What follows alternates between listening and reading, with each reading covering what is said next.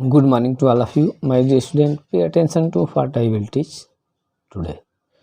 Today I will teach topic cell wall. इससे पहले वाले लेक्चर में या वीडियो में हम आप लोगों को प्लाज्मा मेम्ब्रेन, सेल मेम्ब्रेन के बारे में जो है कि बता चुके हैं। आज हम लोग स्टडी करेंगे सेल वॉल। सेल वॉल क्या है? तो cell wall is a rigid semi transparent,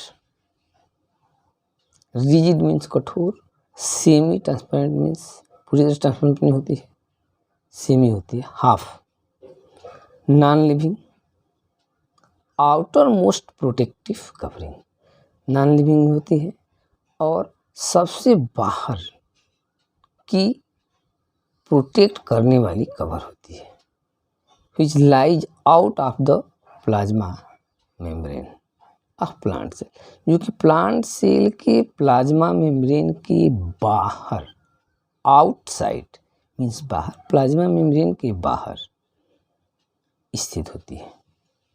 cell wall क्या होती है? रिजिड, सेमी ट्रांसपेरेंट, आधा हर पर दिखती है, आधा धुंधला, नॉन लिविंग, लिविंग नहीं होती है, नॉन लिविंग होती है, आउटर मोस्ट प्रोटेक्टिव कवरिंग, सबसे बाहर की प्रोटेक्ट करने वाली कवर होती है, which lies out of the plasma membrane, जो कि प्लांट सेल में प्लाज्मा मेम्ब्रेन के बाहर स्थित होती है।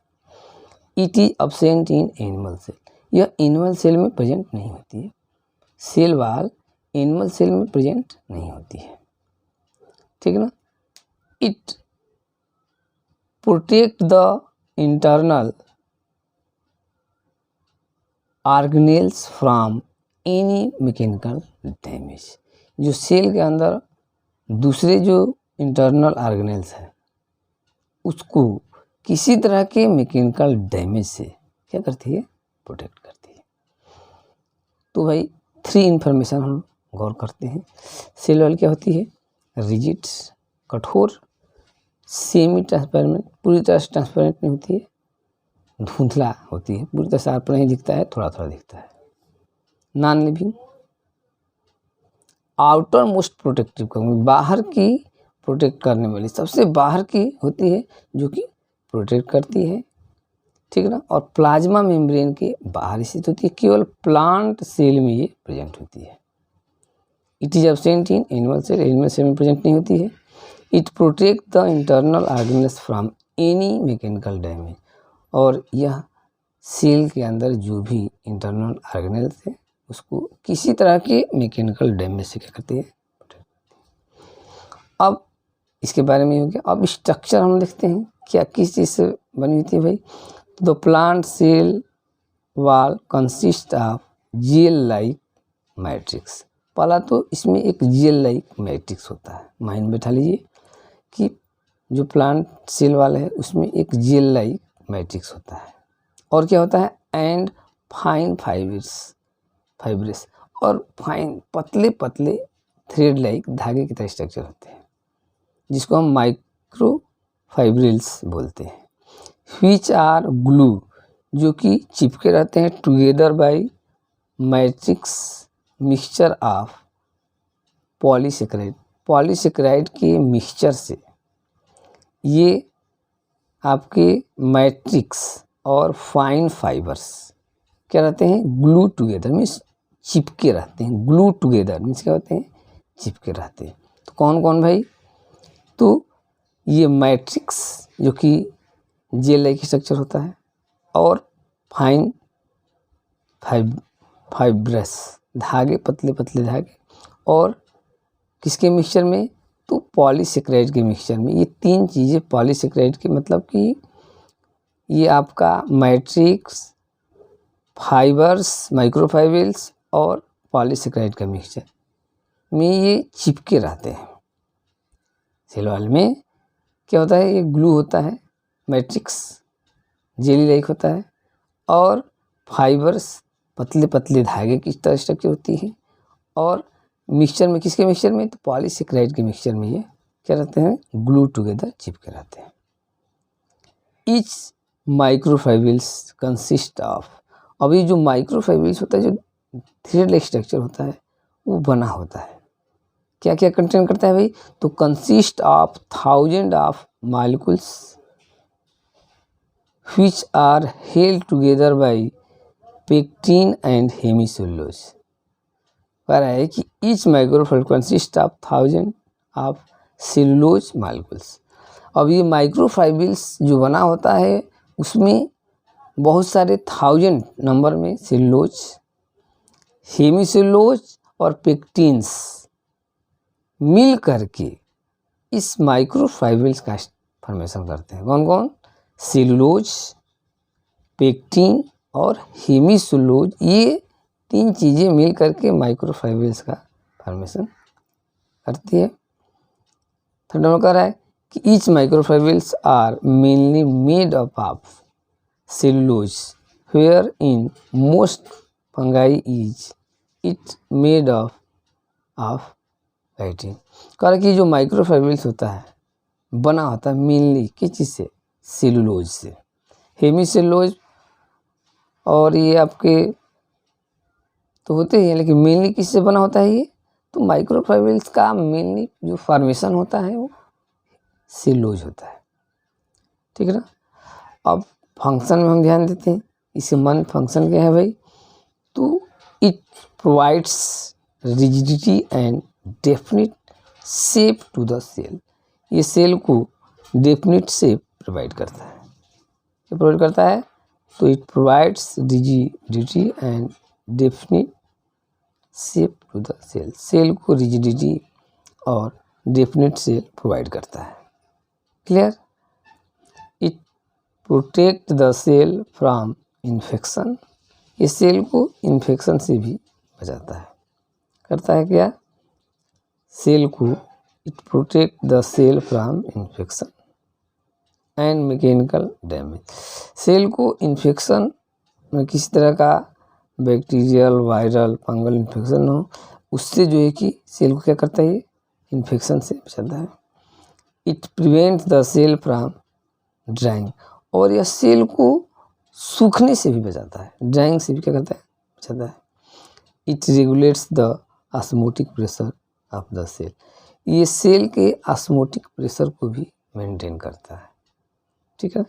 तो फंक्शन वाला provides rigidity and definite shape to the cell. Cell को रिजिडिटी और एक निश्चित आकार प्रदान करता है। It protect from the infection of the mechanical damage.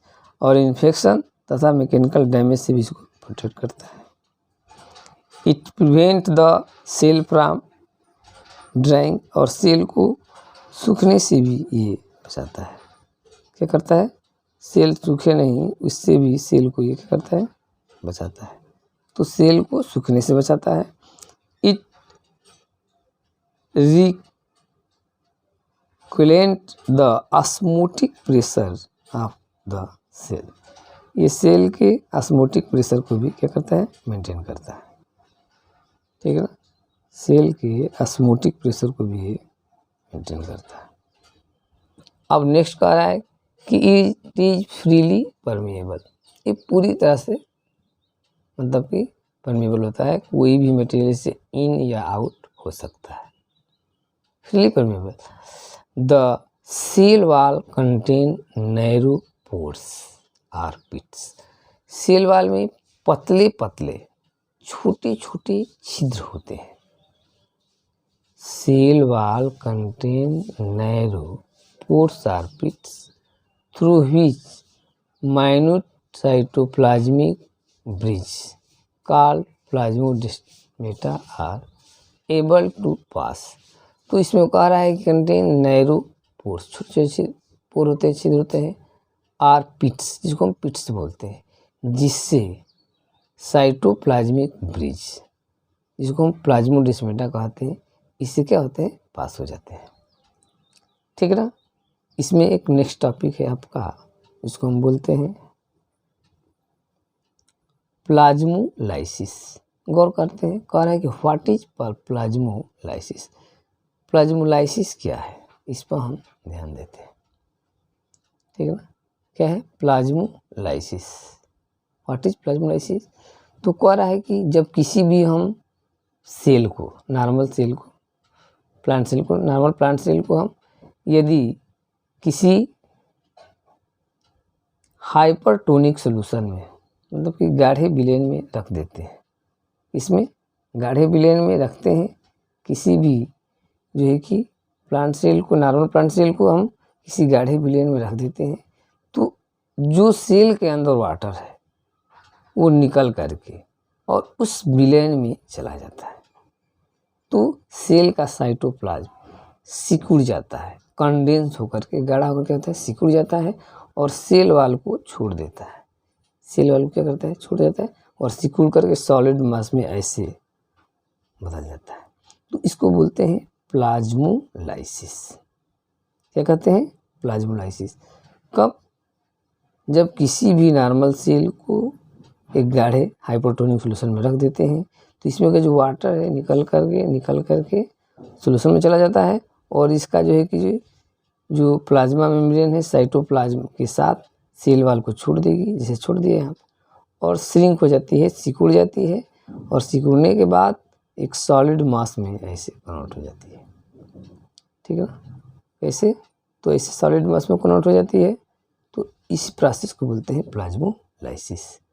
ठीक है ना, जैसे देखते हैं हम लोग, गौर करते हैं, कह रहा है कि if a plant cell is kept in a hypertonic solution, यदि प्लांट सेल को हम हाइपरटोनिक सोल्यूशन में रखते हैं, the cytoplasm along with cell membrane, तो रखते हैं तो सेल मेम्ब्रेन के साथ साइटोप्लाज्म श्रिंक, सिकुड़ जाता है, and separate from the cell wall, और सेल वाल से क्या होता है, अलग हो जाता है। देखिए ये अलग हो रहा है,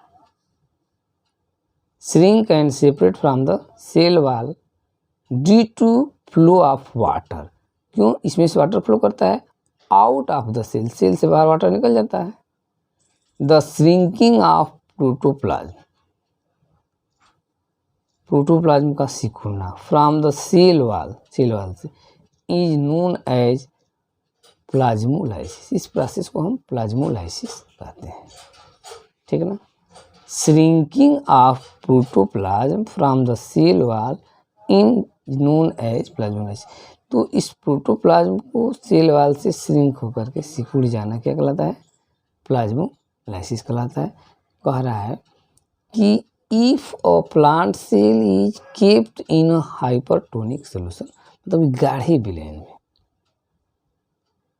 is the cytoplasm along with the cell membrane shrink and separate from the cell wall, तो क्या होता है, वो सिकुड़ जाता है, इसमें वाटर, नॉर्मल सेल है, इसमें वाटर निकल जाता है एक्स्ट्रा और सिकुड़ जाता है, shrink and separate from the cell wall, cell wall से क्या होता है, अलग हो जाता है। देखिए अलग हो गया ना, due to the flow of water.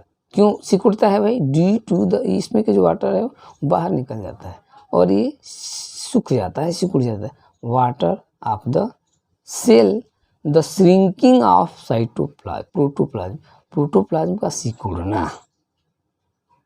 From the cell wall, cell wall से प्रोटोप्लाज्म का सिकुड़ना, इज नोन एज प्लाज्मोलाइसिस।